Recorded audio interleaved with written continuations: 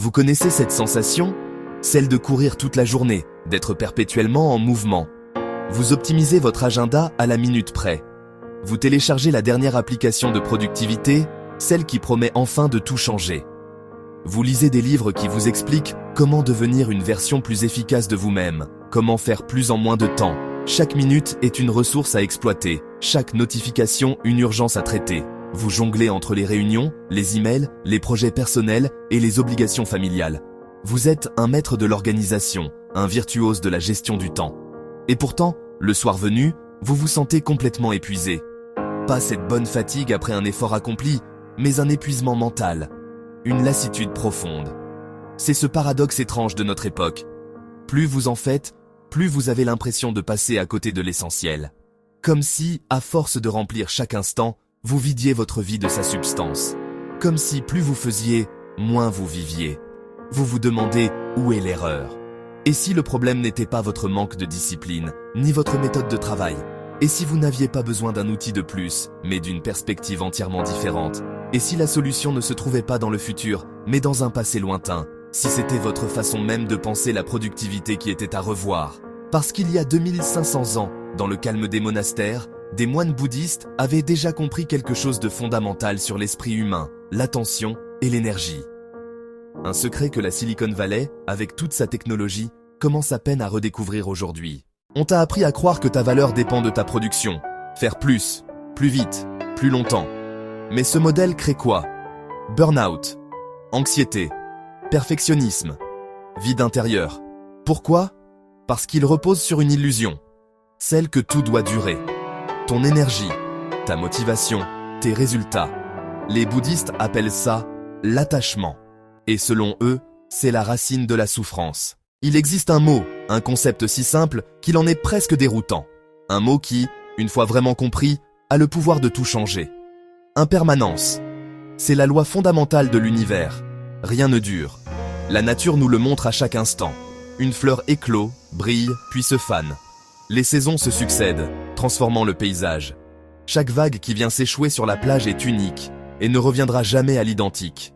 Et cette loi s'applique aussi à nous, à nos vies intérieures. Pas ton stress, pas ton succès, pas ton échec, pas même la personne que tu crois être aujourd'hui. Tout est en mouvement. Au début, cette idée fait peur, elle est vertigineuse. Si rien ne dure, à quoi bon s'attacher? À quoi bon construire? On se sent comme sur un sol qui se dérobe sous nos pieds. Puis, elle libère. Elle libère parce qu'elle nous affranchit du poids de la permanence. Parce que si tout change, alors ton mauvais jour changera aussi. Cette anxiété qui te serre la gorge n'est pas une condamnation à perpétuité. Ton blocage créatif passera, ton burn-out aussi. Ce ne sont que des nuages dans le ciel de ta conscience.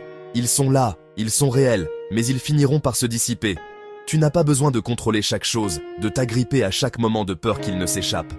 C'est une bataille perdue d'avance. Tu as juste besoin d'apprendre à traverser, à naviguer le courant, plutôt que de lutter contre lui. C'est exactement ce que les startups les plus innovantes appellent aujourd'hui. Adaptabilité, antifragilité, résilience. La capacité non seulement à survivre au changement, mais à en sortir plus fort. Pivoter, itérer, s'adapter. C'est le langage de la Silicon Valley. Mais ce n'est pas une idée nouvelle. Les moines bouddhistes l'enseignaient déjà il y a plus de 2500 ans. Ils avaient compris que la seule constante est le changement, et que la paix intérieure ne vient pas en figeant le monde, mais en apprenant à danser avec lui. Alors, comment intégrer cette sagesse de l'impermanence dans notre quotidien hyper connecté? Comment transformer cette philosophie en action concrète?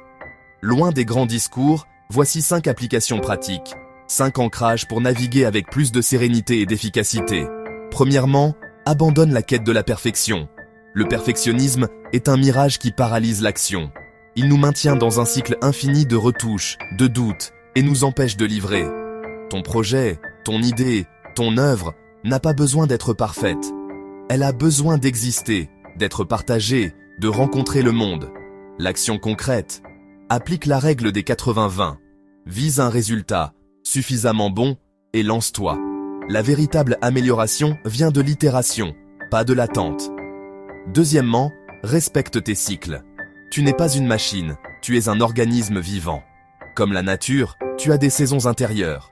Il y a des périodes de croissance explosive, où tu construis, tu crées, tu avances à grands pas. Et il y a des périodes de jachère, de repos, où tu récupères, tu intègres, tu te régénères. L'erreur est de croire que seul le premier état est productif. La récupération est la condition de la construction. L'action. Apprends à identifier ton état d'énergie et planifie consciemment des moments de repos, sans culpabilité.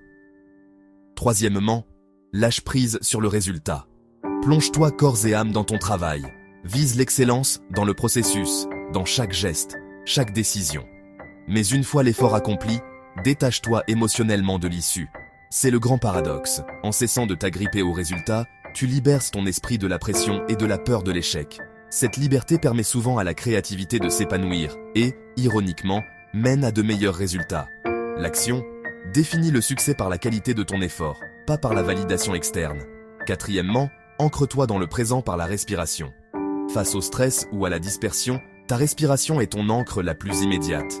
C'est un rappel constant du moment présent. L'action est simple.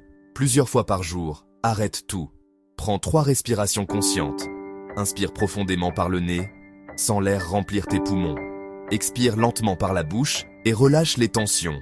C'est un micro-reset qui calme le système nerveux et ramène la clarté. Enfin, cinquièmement, crée des frontières numériques claires. Nos outils sont conçus pour capturer notre attention en permanence. Reprendre le contrôle, c'est un acte de souveraineté sur ton temps et ton esprit.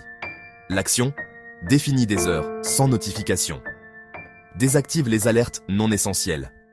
Instaure des rituels, comme une heure sans écran avant de dormir ou une matinée sans consulter tes emails. Chaque limite posée est un espace de tranquillité que tu te donnes. La vraie productivité, ce n'est pas faire plus, c'est souffrir moins en faisant ce qui compte. Et peut-être que le futur n'a pas besoin de plus de technologie. Peut-être qu'il a besoin de plus de sagesse. Si cette vidéo t'a parlé, écris en commentaire « J'accepte le changement » et abonne-toi à Obgentis. Ici, on ne cherche pas à aller plus vite, on cherche à aller plus loin.